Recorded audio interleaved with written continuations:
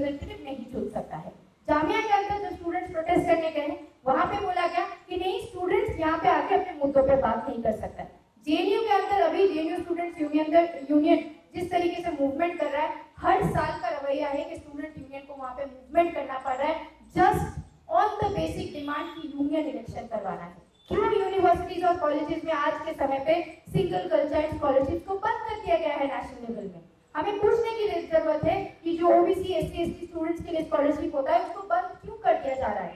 जो Maulana Azad national fellowship है, आप माइनॉरिटीज के लिए, छात्रों के लिए बंद कर दे रहे हैं, और इधर आप बोल रहे हैं कि सबका साथ सबका विकास।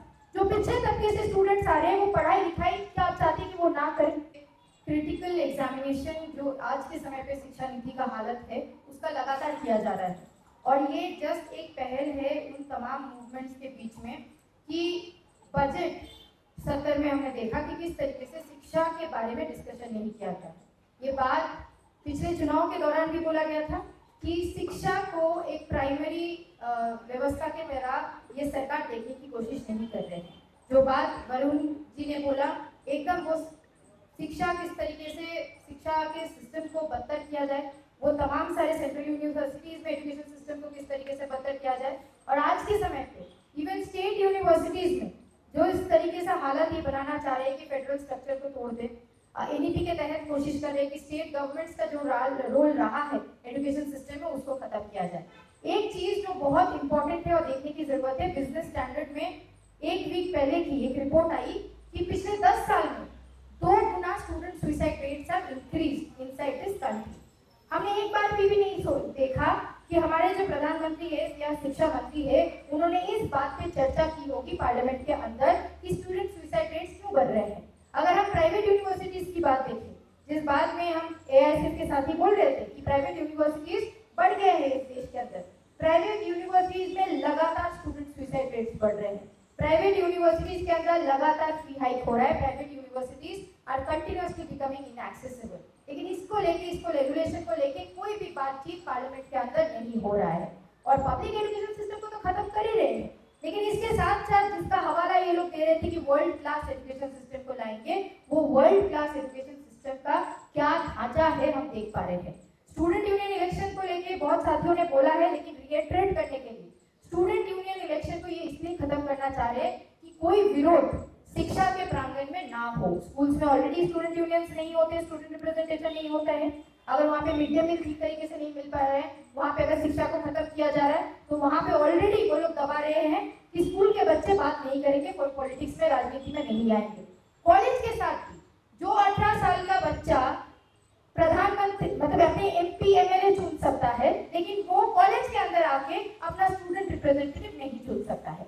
जामिया के अंदर जो स्टूडेंट्स प्रोटेस्ट करने गए वहां पे बोला गया कि नहीं, स्टूडेंट्स यहाँ पे आके अपने मुद्दों पे बात नहीं कर सकता। जेएनयू के अंदर अभी जेएनयू स्टूडेंट्स यूनियन जिस तरीके से मूवमेंट कर रहा है, हर साल का रवैया है कि स्टूडेंट यूनियन को वहां पे मूवमेंट करना पड़ रहा है just on the basic demand की यूनियन इलेक्शन करवाना है। ड्यू के अंदर जो अरुण ने भी बताया, स्टूडेंट काउंसिल में तब्दील करना, इंडायरेक्ट इलेक्शन को प्रभाव देना, इससे कारण वो क्यों चाहते हैं कि उनके अंडर कंट्रोल में रहे। तो इस तरीके का रवैया अगर रहा, एयूटी में भी जिस तरीके से कैंसिलेशन हुआ, तमाम सारी चीज, इन धांधियों को लेके वो जिस तरीके से बाकी चुनाव में धांधिया कर रहे हैं, वो चाह रहे हैं कि स्टूडेंट यूनियन इलेक्शन को भी हाईजैक किया जाए। और फाइनल चीज, आज अंतर्राष्ट्रीय महिला दिवस भी है, वर्किंग वुमेन्स डे भी है, और हमने यहाँ पे सोशल जस्टिस की बात की है।